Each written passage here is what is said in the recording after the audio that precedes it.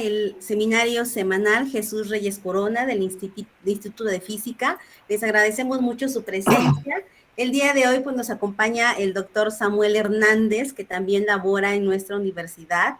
Y como ya es costumbre, pues primeramente les voy a presentar un videíto para conocer un laboratorio más del instituto.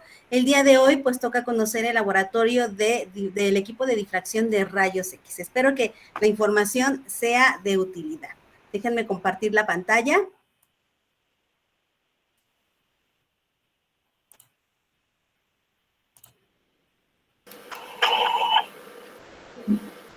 Buenas tardes. Hola, doctora, buenas tardes. Buenas tardes, Samuel. Hola, doctora, buenas tardes. Qué gusto verla. Igualmente, Samuel. Qué gusto. ¿Qué tal, Anabel? Hola, doctora, buenas tardes. Muy buenas. Qué bueno que se encuentra aquí la doctora. El día de hoy toca presentar también, ella es responsable de este laboratorio de difracción de rayos X, entonces espero que esta información pues sea de su agrado. Corresponsable junto con Ulises y de hecho somos tres, sí, doctor Silvain, Ulises y yo. Inicialmente estaba yo, pero bueno, como cada uno tiene dedicado un equipo, mejor compartimos las responsabilidades. Así es. Bueno, entonces voy a compartir el video.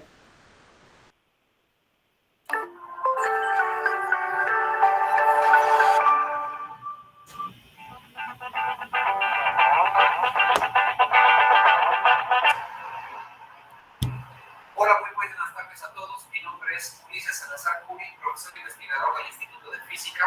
Soy uno de los encargados del laboratorio de difracción de rayos X, en el cual contamos con 3 equipos, 2 de polvos y 1 de monocristal.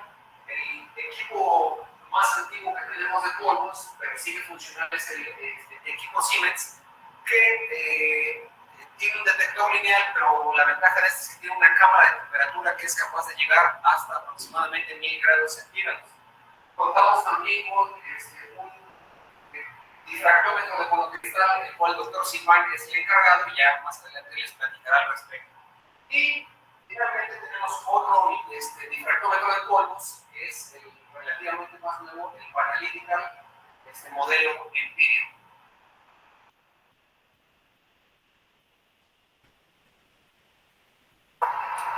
El equipo Empyrean es un equipo muy versátil, ya que cuenta con lo que en su época fue el primer detector de área, con lo cual se pueden hacer barridos muy rápidos sin perder calidad. ¿Qué quiero decir con muy rápidos?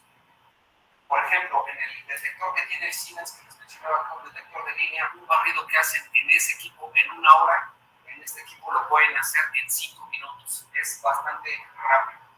Contamos con una gran variedad de rejillas para cambiar la óptica, el arreglo óptico de acuerdo a los requerimientos que tenga cada muestra. El equipo también cuenta con 2 tubos, uno de cobre y otro de cobalto, además de que podemos medir en un rango en 2 θ desde 0 grados hasta 150 grados, aunque comúnmente la gente solo pide hasta 90 grados. En caso de desear una señal totalmente monocromática, bueno, se cuenta con, aparte de las rejillas, un filtro de níquel que es capaz de quitar la línea K beta del cobre, pero también contamos con un monocromador híbrido que además de quitar la línea K beta del cobre, es capaz de restar también la línea K alfa 2 del cobre, que es bastante útil en ese sentido. No se usa tanto, pero el equipo también es capaz de medir muestras en el modo transmisión, no solo reflexión.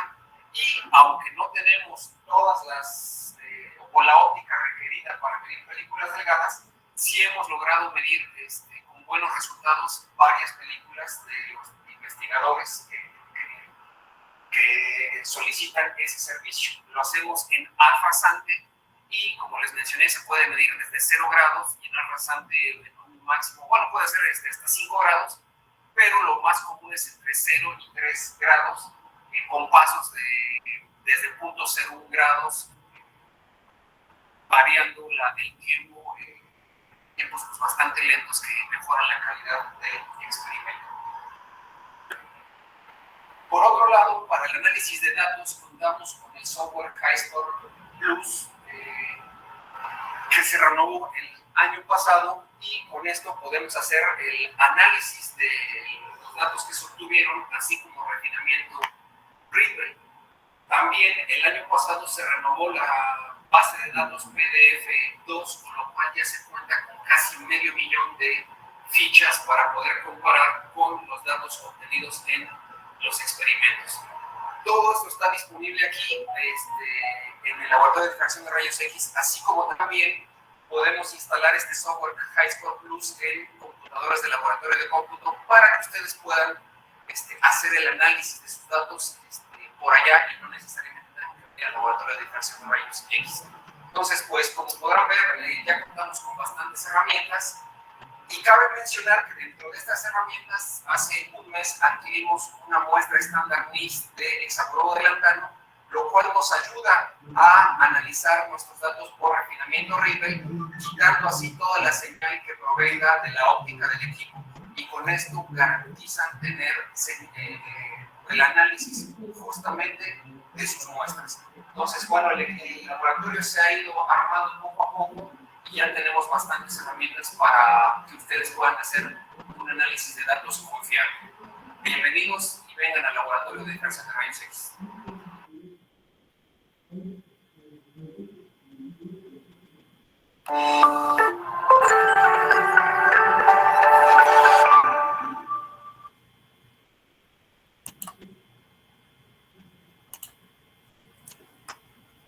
Pues nuevamente deseo que esta información pues sea de ayuda para todos ustedes, y espero también que visiten el laboratorio, y que si necesitan alguna medición pues se pongan en contacto con el doctor Ulises Salazar o con la doctora María Eugenia, y también pues con el doctor Silvián, que estaremos preparando también su video para que él nos platique acerca de su equipo. Bueno, pues sin más, les voy a presentar a nuestro invitado del día de hoy.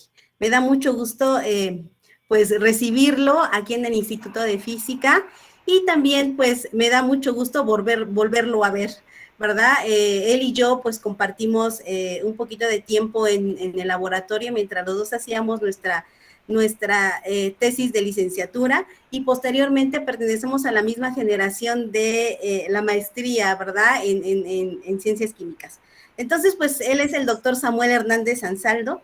Es profesor investigador titular de tiempo completo, está adscrito al Instituto de Ciencias de la Benemérita Universidad Autónoma de Puebla. Él realizó la licenciatura en química aquí en esta institución, en la Facultad de Ciencias Químicas, en 2007, y en 2009 realizó la maestría, de igual manera en el posgrado de Ciencias Químicas, en la misma universidad. Él realizó su doctorado en el 2015 en la Universidad de Alberta, en Canadá. Es miembro del Sistema Nacional de Investigadores desde el 2016. Es representante del cuerpo académico 261 de la UAP. Ha publicado más de 20 artículos de investigación científica en revistas indexadas entre el cuartil 1 y 2, con más de 150 citas en sus trabajos. Es evaluador constante de CONACYT en las convocatorias de estancias postdoctorales en el extranjero y del Journal of Visual Experiments, y forma parte de la unidad de género de el ICUAP desde el 2019. Pues sin más, a mí me da mucho gusto recibir al doctor Samuel Hernández, y pues no me queda más que agradecerle su participación y pues cederle la palabra. Gracias, Anabel. Sí me escuchan bien, ¿verdad? Sí, te escuchamos bien. Gracias por la presentación, y sí, efectivamente me da mucho gusto compartir este espacio contigo y pues todas las personas que están conectadas a este seminario. La verdad es que siempre es bonito hablar un poco de la investigación que realizamos en nuestros laboratorios, y pues retomando esta parte de que pues compartimos tiempo anterior, Anabel y yo, así es bonito siempre encontrarse a sus compañeras o compañeros ya en el ámbito laboral. Siempre es grato este tipo de experiencias, ¿no? Y bueno, pues me gustaría compartir con ustedes esta pequeña presentación que preparamos en el Laboratorio de Química Inorgánica, A ver, espero les guste, espero les surjan muchas dudas, muchas ideas en las que puedan trabajar en el futuro, etcétera. Entonces voy a empezar a proyectar mi presentación. Si no la ven o algo, me dicen, por favor. A ver.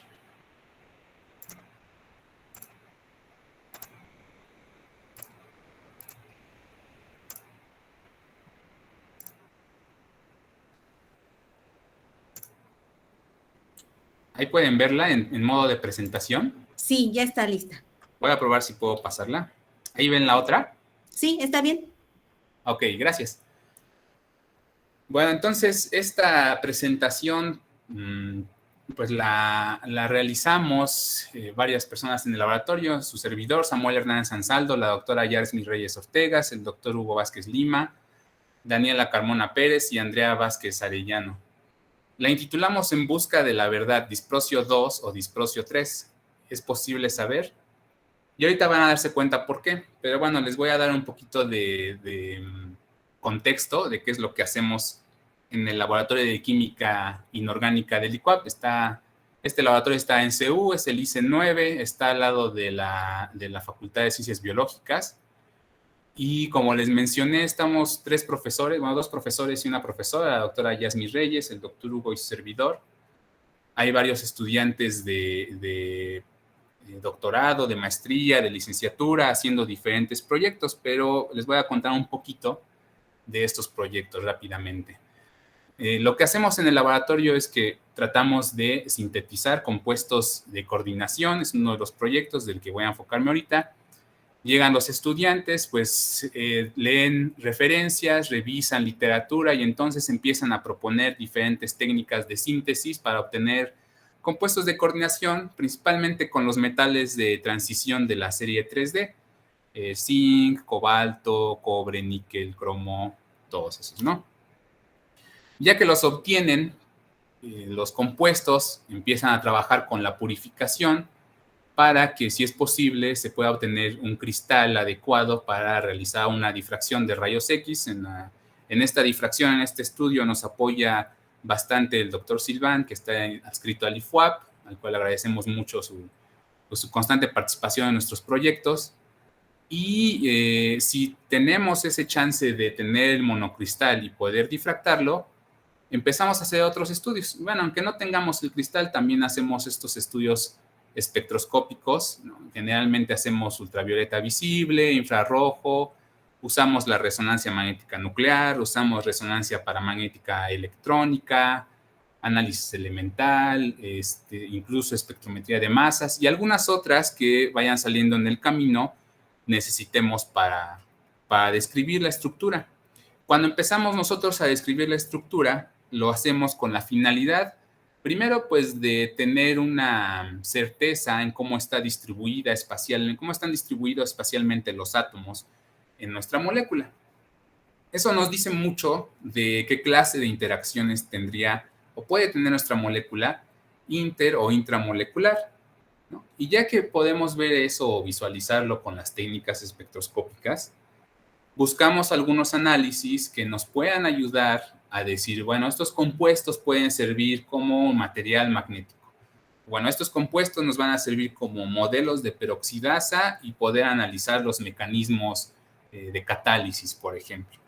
O este compuesto nos sirvió para catalizar la reacción de la formación de pirazoles, por ejemplo, ¿no? Han salido cosas que ni nos imaginamos y de repente ahí están, y entonces nos tenemos que meter a fondo en ese estado del arte, pues para llevar a cabo una buena discusión y al final de cuentas tener un producto de investigación publicable. Esas son las cosas que motivan, uno de los proyectos que tenemos en el laboratorio, hay otros que les contaré ya al final. Y esto es lo que principalmente se hace. Aquí hay unas figuras de algunos compuestos que tenemos y cómo los diagramas o diferentes esquemas son resultado del análisis y la integración de todas las espectroscopías que utilizamos, ¿no? Junto con análisis teórico de estudio, y ya determinamos o explicamos fenómenos que estén sucediendo en nuestros compuestos. Entonces, un día llegamos al laboratorio y nos topamos con la idea de trabajar con disprocio. ¿Y por qué con el disprocio? Porque se ha observado que el disprosio es un elemento que ha sido partícipe en la construcción de unas moléculas que han tenido mucha popularidad en los últimos años, que son conocidas como single magnet molecules, o lo que hemos traducido como magnetos unimoleculares. Estos magnetos unimoleculares han servido o han sido de mucha utilidad para la construcción de nuevos materiales de almacenamiento.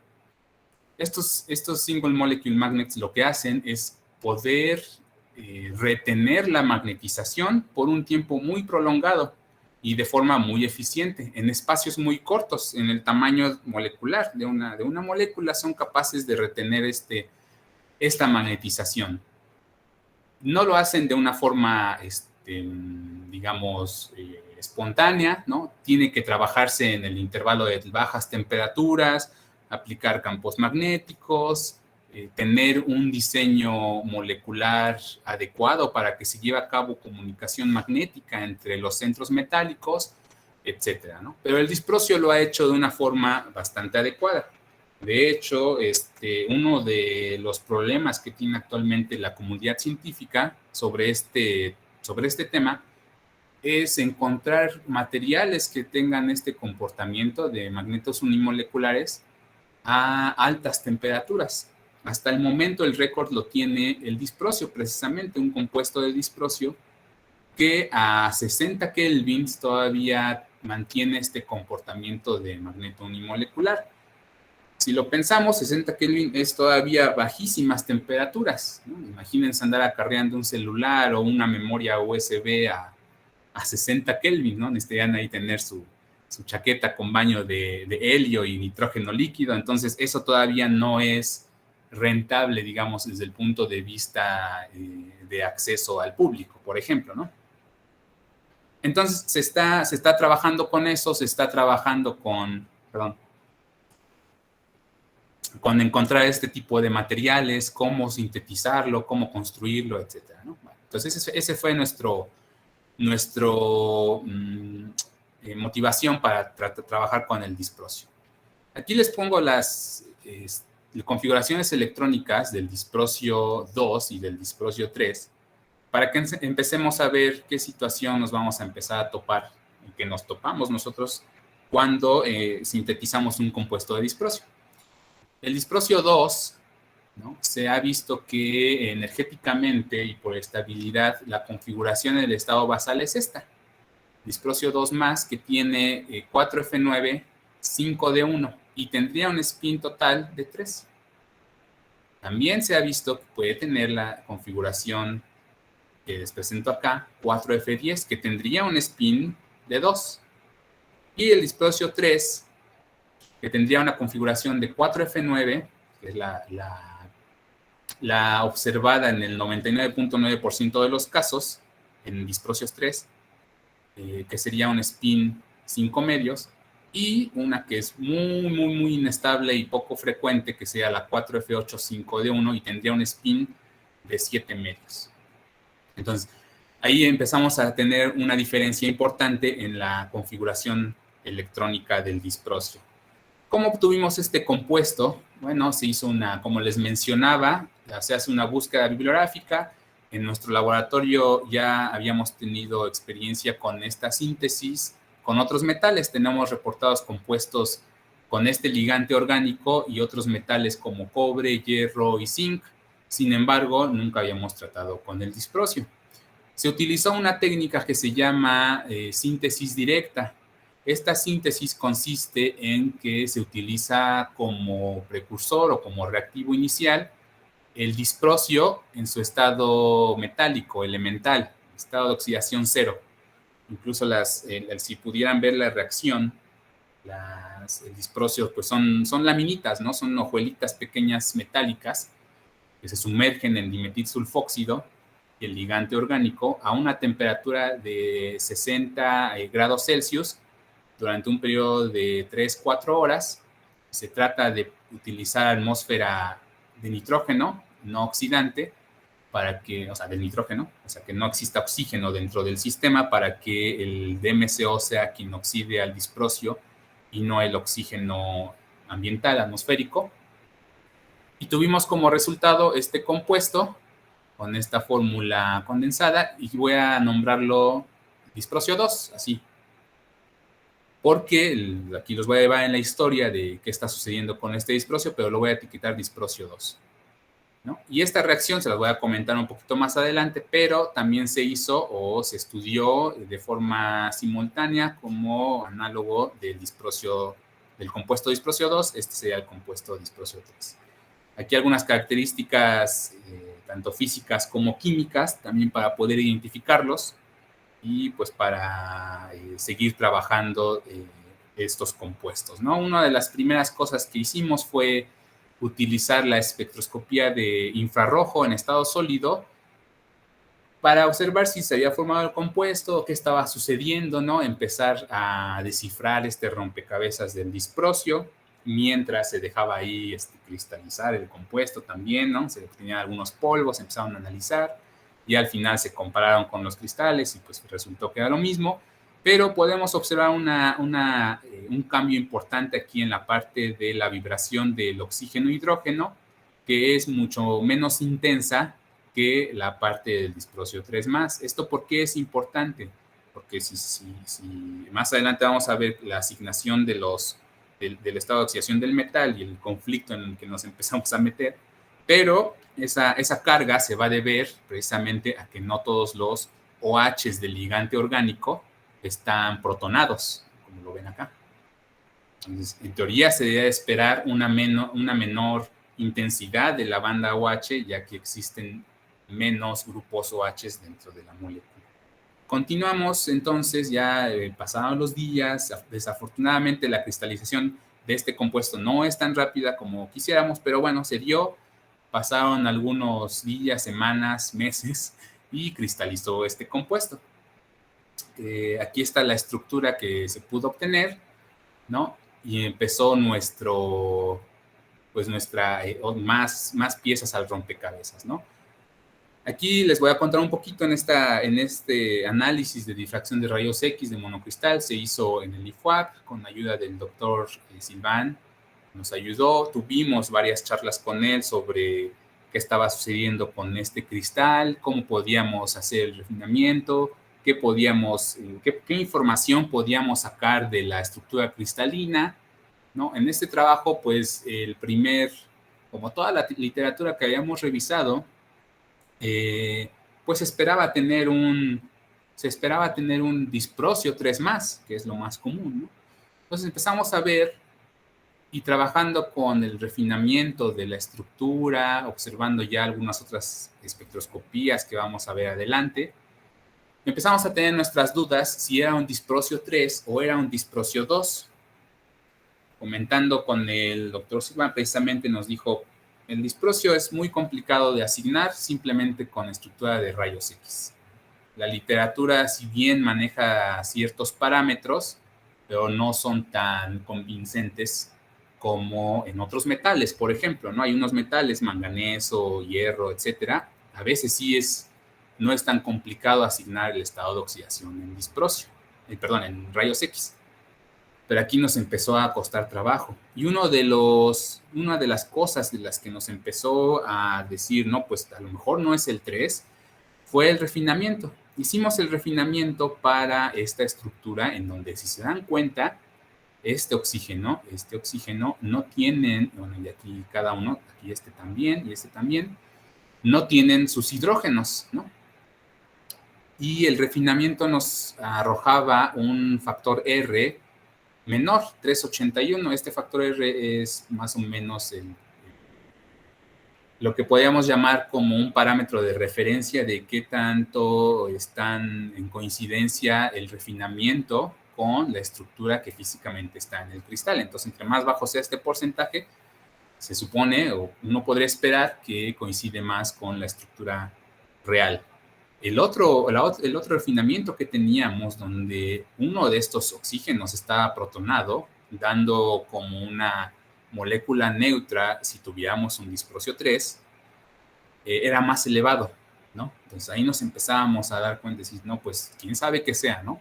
Empezamos a revisar la bibliografía y nos dimos cuenta, verificando los datos, que había mucha dispersión entre los datos que estaban reportados de estructuras cristalinas que decían que era disprosio 2 o disprosio 3. Por ejemplo, aquí en estos gráficos traté de ejemplificar la dispersión de datos para el enlace disprosio-oxígeno y disprosio-nitrógeno en la base de datos de Conquest, donde se depositan las estructuras cristalinas, y sus distancias de enlace. Podemos ver que hay muchos compuestos de disprosio-oxígeno, que en rojo lo pueden ver, que están catalogados como disprosio 3 y entran en el intervalo de casi 2.3 y 2.57 más o menos, ¿no? Aquí lo ven. Este nada más es para hacer la dispersión más amplia y no se amontonarán tanto. Y los nuestros son los que están con estrella. Vean, están pues prácticamente a lo mejor en los disprosio 3, pero si revisamos disprosio 2, también están ahí. Cuando es disprosio oxígeno, cuando es disprosio nitrógeno, un comportamiento muy parecido está sucediendo en los reportes de los datos, ¿no? Entonces dijimos, no, pues definitivamente en rayos X no vamos a sacar una conclusión definitiva, ¿no? Tenemos que hacer un análisis más profundo, empezamos a revisar y también al mismo tiempo comparar con un compuesto que ya estaba reportado de disprosio 3 con el ligante que utilizamos, que es este compuesto, al que le voy a mencionar disprosio 3 y etiqueto con rojo.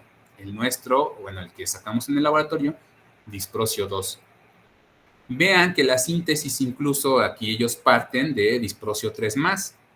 Usan la sal de nitrato de disprosio, ya está establecida la sal 3 más, entonces muy difícilmente regresaría, bueno, tendríamos disprosio 2 en esta parte. Entonces dijimos, haciendo una mezcla de búsqueda bibliográfica de lo reportado y teniendo un estándar propio de disprosio 3, pues vamos a empezar a comparar los espectros y a ver qué encontramos. Hicimos la espectroscopía de ultravioleta visible en disolución y observamos que el espectro de disprosio 2 tenía las bandas características que han sido reportadas para un disprosio 2 más, ¿no? Incluso en varios libros se tiene que los espectros parecidos, bueno, que los espectros de disprosio 2 tienen una forma de línea muy parecida al que nosotros encontramos, ¿no? Sin embargo, cuando hicimos la medición del disprosio 3, nos dio una línea un poco ancha, ¿no? Un poco complicada de asignar, entonces, que coincidía también con la configuración del disprosio 3. Aquí estoy poniendo otra vez las configuraciones de los metales para que no se pierdan de vista, ¿no? Entonces, podíamos decir, bueno, sí tenemos un disprosio 2 más, pero no estamos descartando que exista lo que podría ser un estado multireferencial de disprosios 2 y 3 en nuestro sistema, ¿no? Teníamos que ahora explorar todas las posibilidades, puesto que no lo teníamos tan claro. Entonces,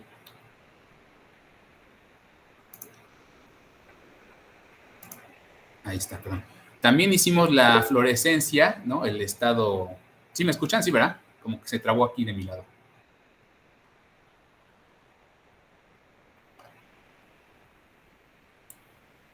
Sí, sí, te escuchamos. Ok, gracias. Entonces, también hicimos fluorescencia y pudimos observar que tenían un aspecto muy parecido los dos compuestos, los que estábamos comparando, el disprosio 3 y el disprosio 2, pero empezamos a ver algo interesante. En esta señal que podría emitirse para el disprosio 3, pero para el disprosio 2 no, porque tenemos el electrón, o podríamos tener la configuración del electrón 5D1, como la que puse anteriormente, disminuía, ¿la ven? Esta banda que está en color negro, que no es tan intensa para disprosio 2, pero es de la misma intensidad, perdón, pero la que sigue, la del cuarteto F9 medios y el sexteto H 13 medios, sí sigue en la misma intensidad.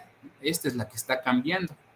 Entonces, esto nos da pie a pensar en que el estado multireferencial que proponíamos del disprosio en el cristal se estaba dando, ¿no?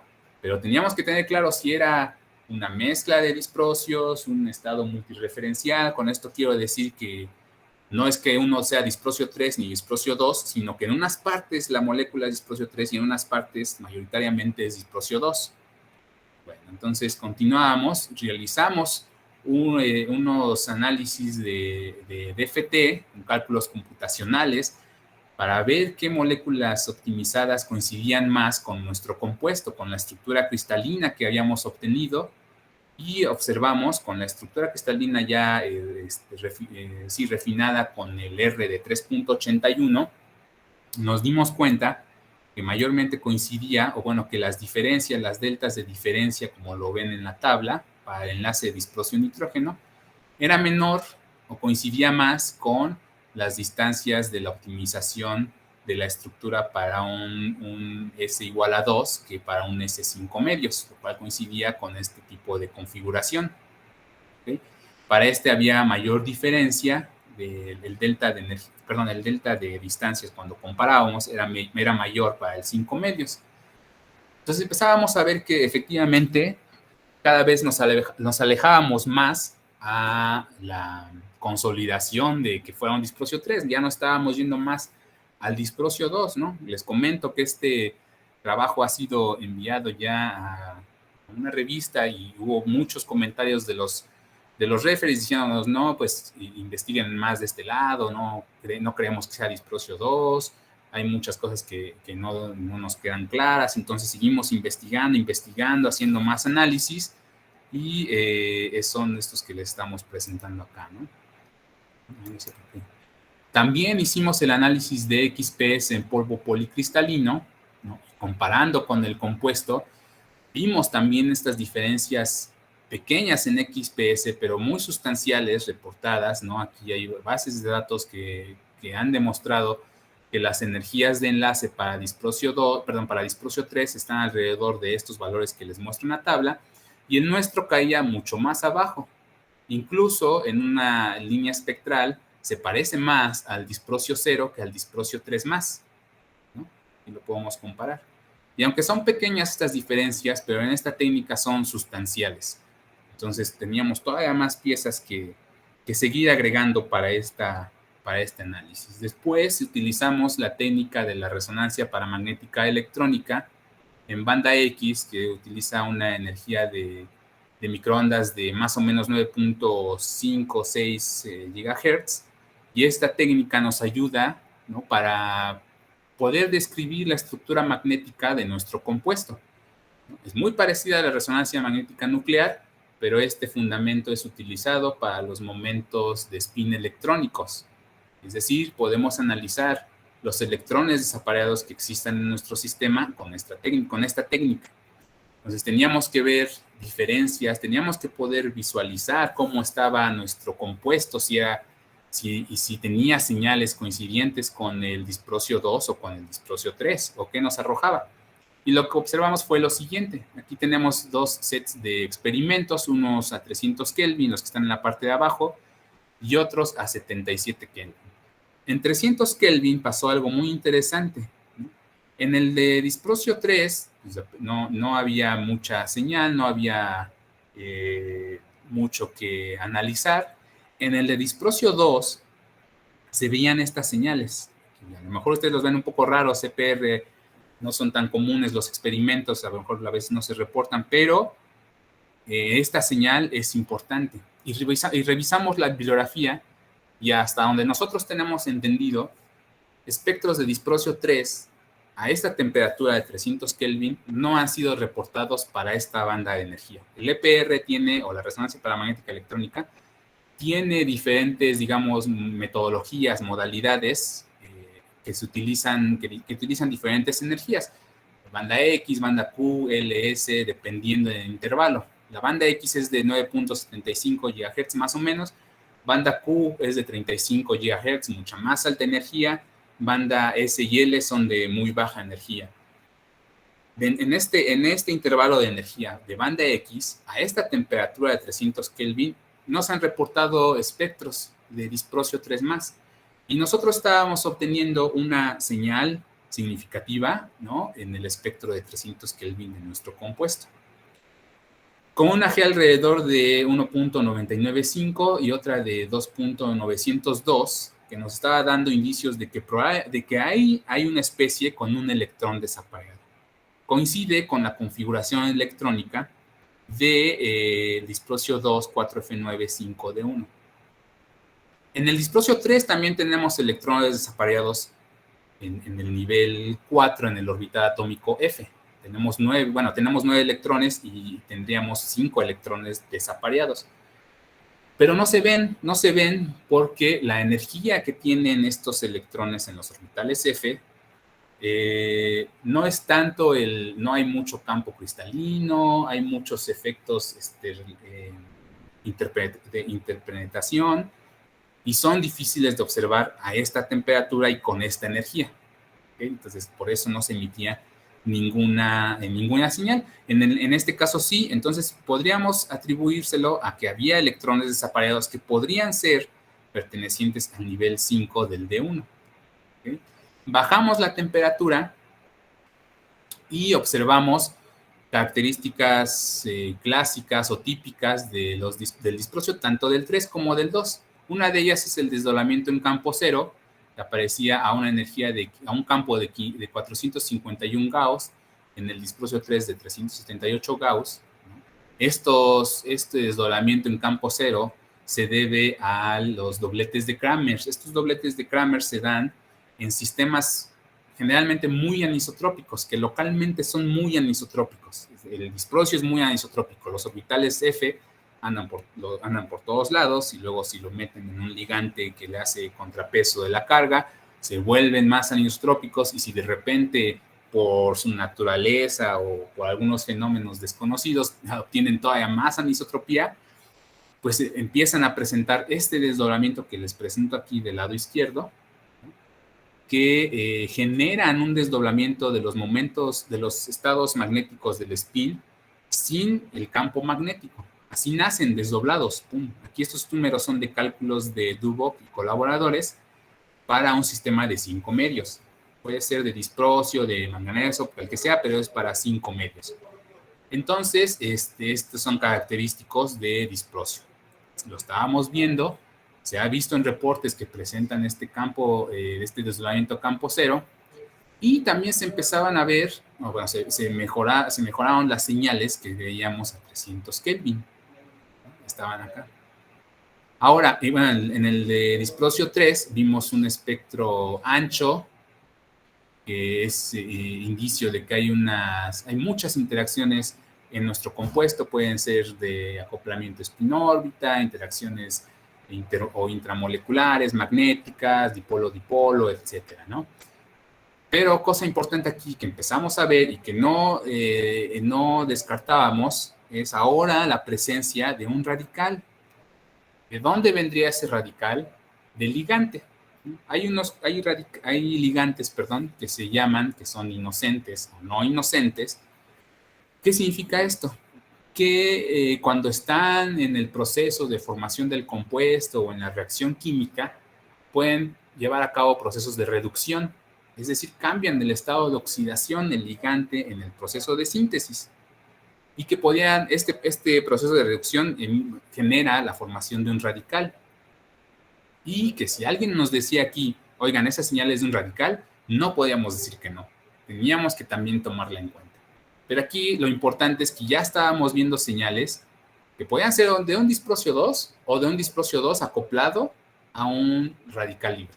Entonces, bueno, ahí estaban esas opciones. Continuamos con nuestra búsqueda. Hicimos mediciones para ver cómo dependía la magnetización en función de la temperatura de nuestro compuesto. Algunas de estas mediciones las hemos hecho en el IFUAP, en Valsequillo, con la doctora Eunice. Y obtuvimos este resultado donde pudimos graficar la susceptibilidad magnética por la temperatura en función de la temperatura.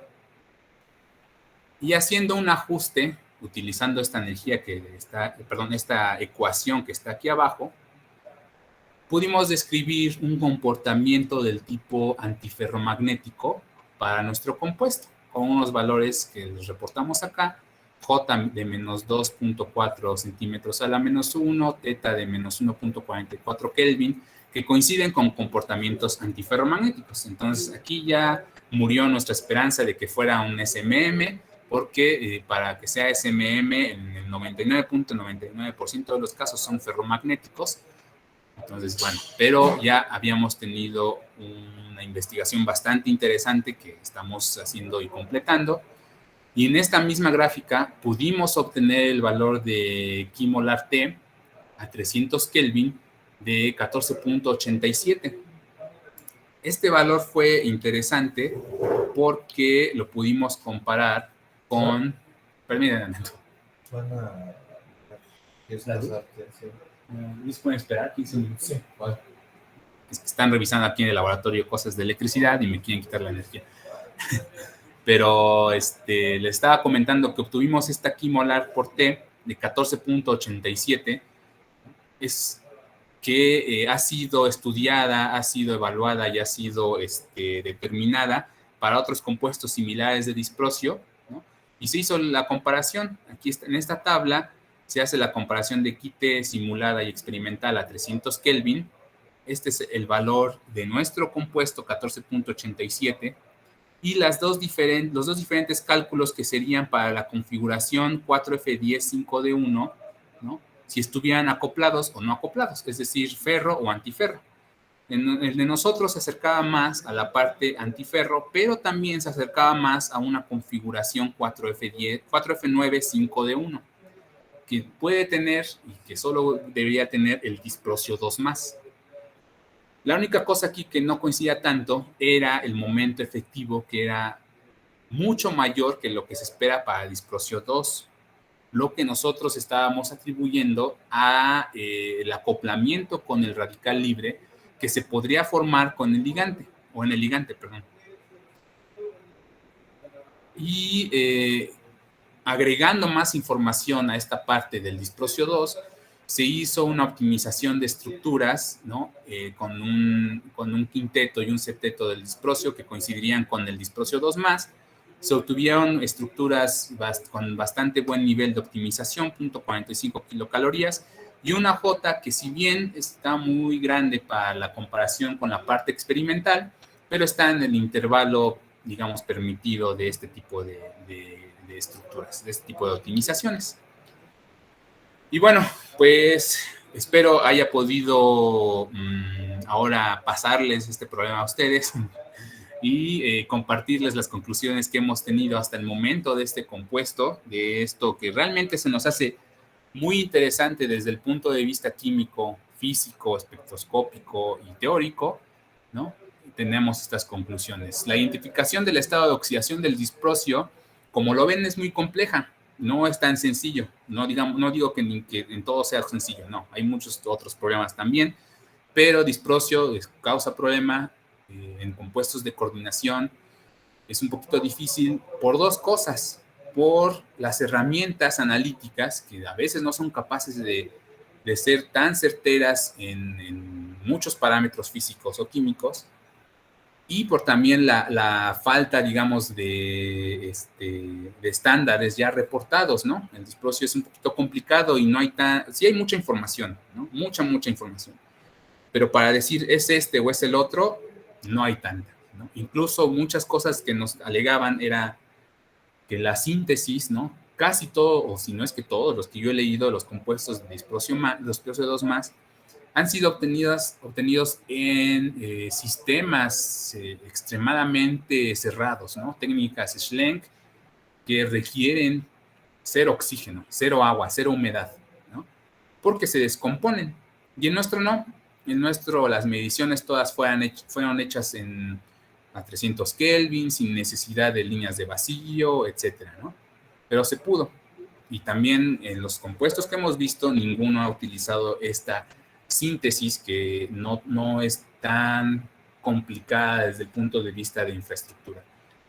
Otra conclusión es que estos resultados, tanto los experimentales como los computacionales, nos permiten ver o sugerir tres situaciones que están pasando. Una, que el compuesto que obtuvimos es mayoritariamente disprocio 2. Sin embargo, no se puede desestimar la presencia del disprocio 3. Otra es que el ligante, como les había mencionado, el DPA, el ligante orgánico, no es un ligante inocente. Es decir, que cambió su estado de oxidación, que pasó por un proceso redox en el proceso de síntesis y que, que está contribuyendo con la formación de un radical libre, y ese radical libre está interactuando con nuestro disprosio 2, y por eso de repente da un comportamiento como disprosio 3, pero no es disprosio 3. También las ambigüedades más persistentes al comparar estos compuestos se dieron en los análisis en estado líquido, lo que nos hace pensar que probablemente la estructura cristalina, la distribución en estado sólido en el cristal, tiene un efecto estabilizador de esta especie de disprosio 2. Y bueno, hasta aquí llega esta presentación de este trabajo de disprosio, que se nos ha hecho muy interesante. No me queda más que pues mencionar al doctor Silván del IFUAP, que nos ha apoyado con la parte de la difracción de rayos X, con varias charlas que tuvimos con él. También con la maestra en ciencias Cándida Pastor Ramírez, que nos ha ayudado mucho igual en la parte de rayos X, a las agencias que nos aportan económicamente, CONACYT, IEP, de la UAP y el Laboratorio Nacional de Supercómputo, que hemos utilizado para la parte de la química computacional, y a todos los estudiantes y las estudiantes del Laboratorio de Química Inorgánica, que pues siempre están aquí al pendiente de nuestros proyectos y siempre colaboran de una u otra forma. También los quisiera invitar a nuestro canal de YouTube que tenemos, que lo hacemos desde el punto de vista para divulgar nuestros proyectos, la vida de los académicos, de los estudiantes. La doctora María Eugenia tuvo la oportunidad, tuvimos la oportunidad, de entrevistarla. Nos dio muchos consejos, mucho aporte con su experiencia. Entonces, ahí si tienen un chance, revísenlo, no en horas de clase, pero revísenlo. Y muchas gracias a todas y a todos. Y pues si tienen preguntas, comentarios, aquí estamos para compartir lo que hemos hecho. Gracias, Anabel. Gracias a todas, todos. No, al contrario, gracias a ti. ¿Alguien tiene alguna pregunta?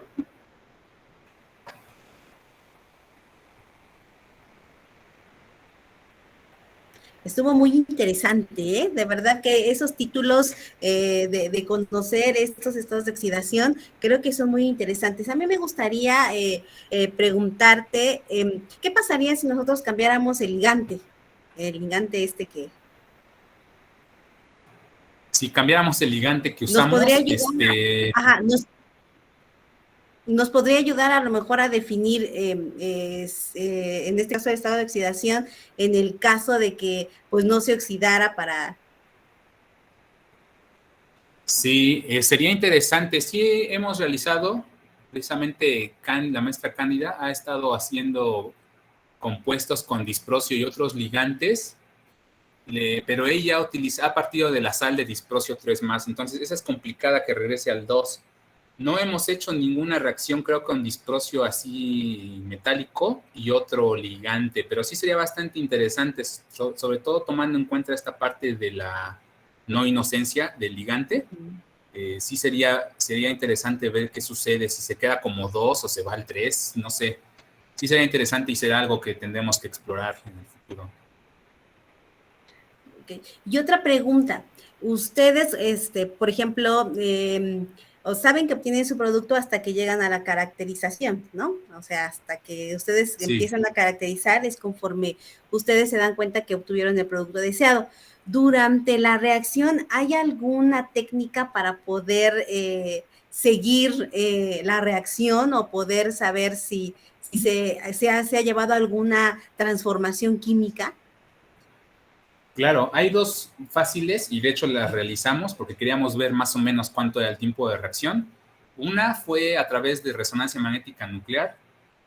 Desafortunadamente muchos compuestos paramagnéticos a veces no son tan fáciles de medir en NMR porque los tiempos de relajación que generan son muy cortos, ¿no? Y fastidian mucho el espectro. Pero fue bastante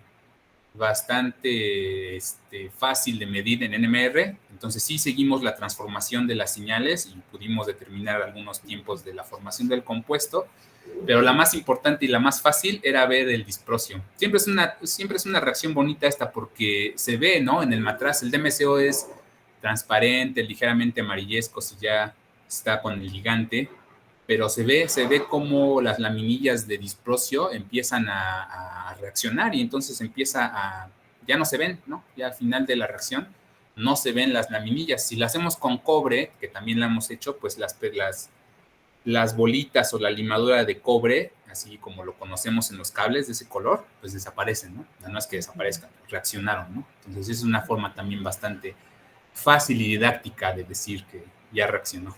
Ya reaccionó, ok, sí, ver solamente las transformaciones físicas que podemos observar, ¿verdad? Oye, Sí. Doctor Samuel, mira, a mí me gustaría también, a veces a los alumnitos del instituto les da pena participar, pero me gustaría que platicaras un poquito acerca de la experiencia que fue a lo mejor realizar un posgrado o un doctorado en el extranjero. Digo, muchos de nuestros alumnos pues ya están a punto de graduarse y yo creo que van a empezar a ver esa etapa laboral, ¿no? Que tienen. Y pues no sé, me gustaría que les dieras algunos consejitos, ¿no?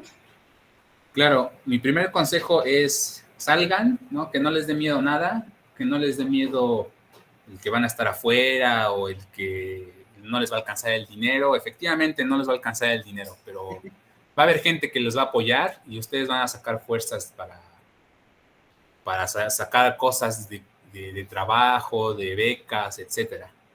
La otra, te da mucha perspectiva hablar con colegas de otras universidades, alumnos, técnicos, de todo, ¿no? Te da una perspectiva diferente no de lo que se está haciendo, digamos, con tecnología de punta, sino de todo lo que se hace en el mundo, ¿no? Yo tuve la fortuna de hablar con gente de Cuba, de Pakistán, ¿no? De Irán, de Canadá, Estados Unidos, y todos te hablan de cómo hacen ciencia en sus países y te dan ideas, te inspiran, pero no crean que ideas de cómo hacer un experimento, sino ideas de cómo llevar a cabo proyectos, de cómo abrirse puertas en otros lados, y eso siempre es bueno.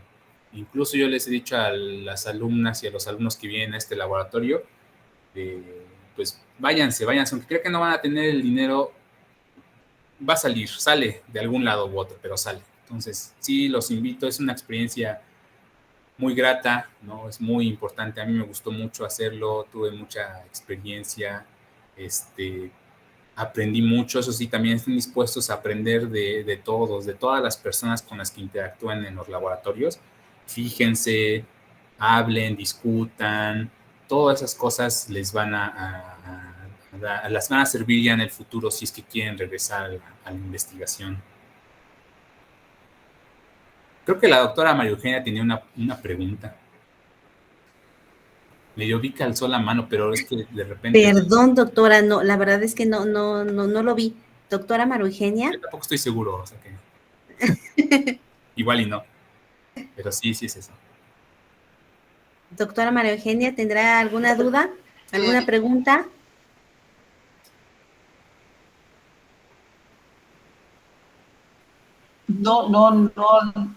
No levanté la mano, perdón. Ok. No, es que yo como que vi, es que no veo bien mi pantalla, pero bueno.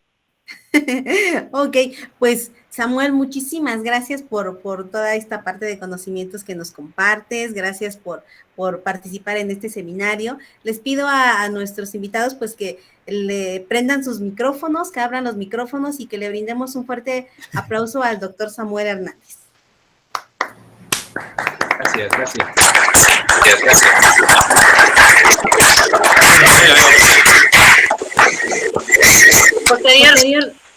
Posteriormente ya parece que hay mucha gente. Estaré haciendo llegar tu constancia de participación. Muchísimas gracias. Nos está dejando también su correo electrónico a través del chat. Es importante que nosotros que estamos en esta institución pues podamos colaborar y podamos hacer pues más grande esa parte de divulgación, tratando de hacer pues la investigación multidisciplinaria, pues creo que ganamos todos, ¿verdad? Así que muchísimas gracias. Sí. No, a ustedes, gracias, qué bonito seminario. Y ahí está mi correo, como dice Anabel. Cualquier cosa que necesiten, si les llama la atención el proyecto, si tienen alguna duda o cosa, pues ahí está. Muchas gracias a todas y a todos. Saludos y que tengan un bonito día. Gracias, Sam. Pues muchísimas gracias. Con esto damos por terminado el seminario de hoy, recordándoles nuevamente el seminario del martes, que es el seminario de estudiantes, que se lleva a cabo a las 4 de la tarde, y también los conversatorios en inglés que se llevan a cabo los días lunes. Adelante, doctor Sylvain. No, otra vez estaba clicando al azar y siempre está la mano, perdón.